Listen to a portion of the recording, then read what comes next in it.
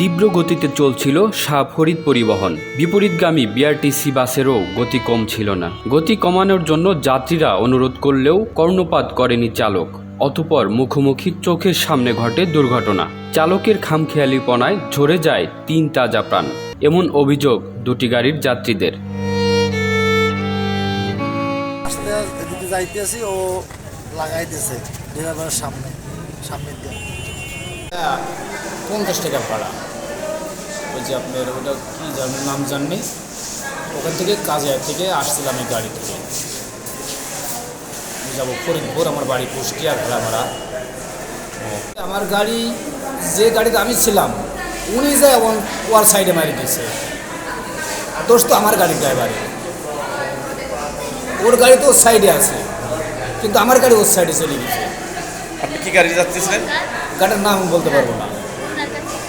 ফরিদপুরের ভাঙা বরিশাল মহাসড়কের পূর্ব সদরদি এলাকায় আজ বুধবার বিকেলে 4:30টার দিকে বিআরটিসির একটি বাসের সাথে ফরিদপুরের শাহ ফরিদ পরিবহনের মুখোমুখি সংঘর্ষে ঘটনাস্থলে 3 জন নিহত হয়েছেন।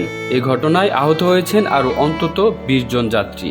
তাৎক্ষণিকভাবে তাদের নাম পরিচয় জানা যায়নি। হতাহতদের উদ্ধার করেন ভাঙা ফায়ার সার্ভিস, পুলিশ ও স্থানীয় জনগণ। বিষয়টি নিশ্চিত করেন ভাঙা হাইওয়ে থানার পুলিশ।